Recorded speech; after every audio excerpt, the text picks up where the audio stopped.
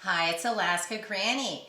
As preppers, we usually have a lot of food in our stockpile, including canned foods. And sometimes we wonder, is the food that we're stockpiling nutritious? Are we going to be able to handle the nutritional needs of our family with the foods that we have on hand?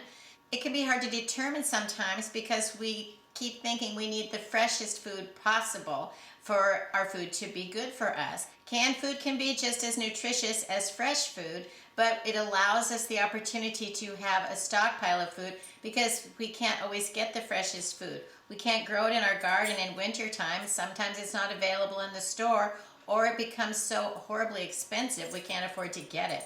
Plus, during the wintertime, some of the fruits and vegetables that I know that I can find in Alaska are just not very fresh or good. So it's nice to have options so that we make sure that we are attending to our nutritional needs.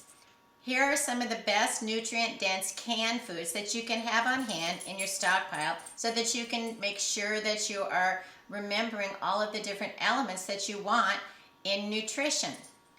First, let's look at canned meats. You can find all kinds of canned meats, from beef to chicken, turkey, pork, ham, all different kinds of seafoods. Meat is high in protein, it gives us muscle maintenance, and if you look at things like salmon and sardines, you're getting essential amino acids and vital omega-3s. Look over the meat supply that you have in your pantry. It's important that we have a variety so we don't end up with food fatigue. We don't want to eat just, say, chicken every day. Maybe some of us could do that and be happy, but most people want more variety. A great option for a nutrient-dense canned food is lentils. They're already prepared in the can. We know they don't take that long to cook, but having them in an open and eat format gives us speed and convenience when we want to make nutritious meals. Lentils are full of protein, fiber, and even some iron. So while we want to have dry lentils in our stockpile, it might be nice to have a can or two of them as well. You can also look for options like lentil soup, and then you have an already prepared meal that you can just open and have something that's nutrient dense and healthy for you. The next category would be canned beans. There are so many different kinds of canned beans.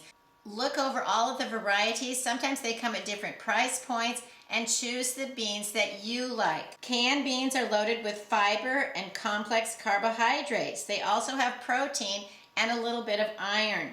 If you look at options like pinto beans and black beans, 15 grams of fiber per serving. Cannellini and kidney beans have 13 grams of fiber per serving.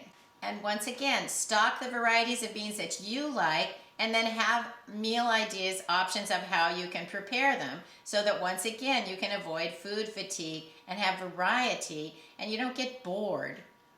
Let's think about some of the micronutrients that we can find in canned foods. Things like spinach, pumpkin, tomatoes, beets.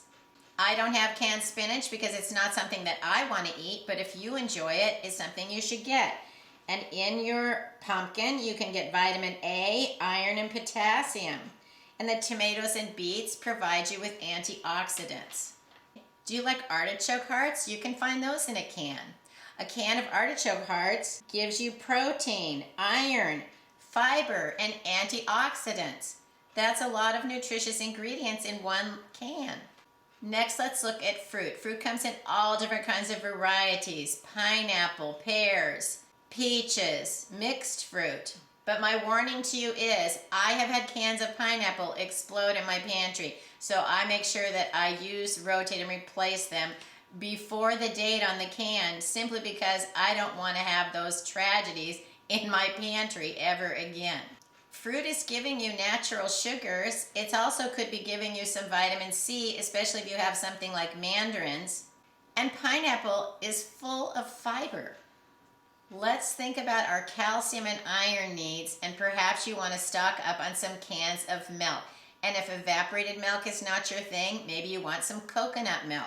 Especially if you're vegan, coconut milk is a nice option. From our milk, we can get calcium and iron. Milk also gives us a lot of variety when we're preparing our meals. It gives us options to change some of the flavors or enhance them with those essential fats. Look over all these categories of the best nutrient-dense canned foods that you can have in your stockpile, your prepper pantry, and your working pantry. Make sure that you use, rotate, and replace these foods, and remember the first in, first out. The ones you already have are on the front of your shelf, the new ones go behind them. Then you keep pushing them forward, adding new in the back. You rotate those foods so that they're going to stay as fresh as possible. Then you use the ones in the front and make sure that you're using all of the varieties. Don't let them languish in the back of the pantry. If it's not a food you know how to use, figure it out what you could do with it before you buy it. Or if you already have some, take a quick look on the internet and see if you can find a quick and easy recipe for how to use a can of food that you bought and then you weren't really sure what to do with. We want to make sure that we're getting the full value out of all of the food that we buy and store. Leave it in the comments below. What canned foods do you rely on the most to have in your stockpile for quick and easy, nutritious meals? We can learn a lot in the comments, and it helps us make the most of the food that we have on hand. I hope you'll like my video, share it. Please subscribe to the Alaska Granny channel.